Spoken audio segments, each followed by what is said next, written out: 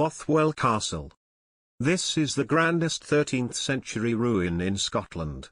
It stands on a high and rocky promontory overlooking the Clyde, and was defended on the landward side by a deep and wide moat.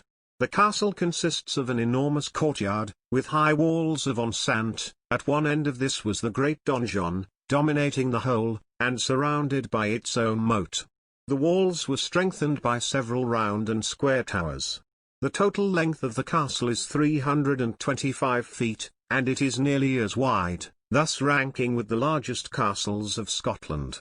The keep is 65 feet in diameter and 90 feet high, with walls 15 feet thick.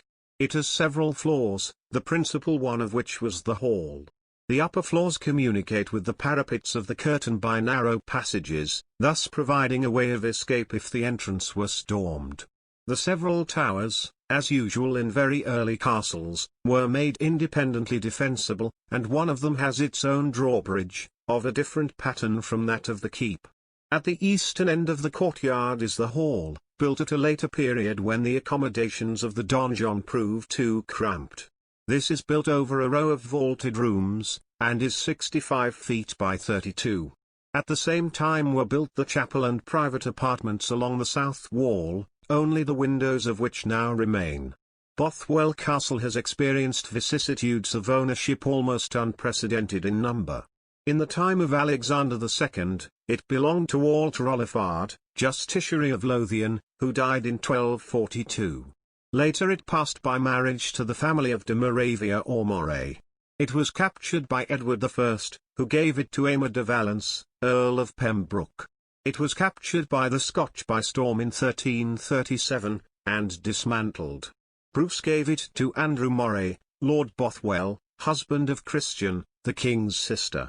His granddaughter married Archibald the Grim, Earl of Douglas, and brought him the castle as a marriage portion. Archibald rebuilt the castle, and it remained in the family of Douglas until its forfeiture in 1455.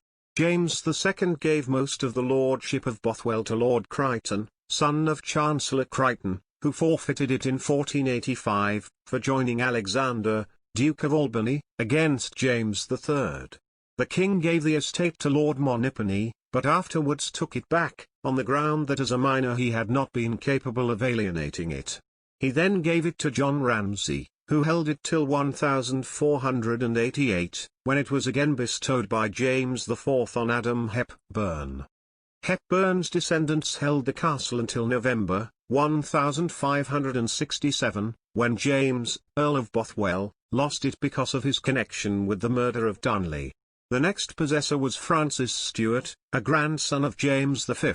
When he fell into disfavour, the estate was gifted to the lairds of Buccleuch and Roxburgh, from whom it was acquired by the Marquis of Hamilton. Hepburn, Earl of Bothwell, exchanged Bothwell Castle and a third of the estate with the Earl of Angus for Hermitage Castle and Liddesdale. It remained in the family of Douglas until 1859, when it descended to the Countess of Home. From the Castle and Keeps of Scotland, published in 1907.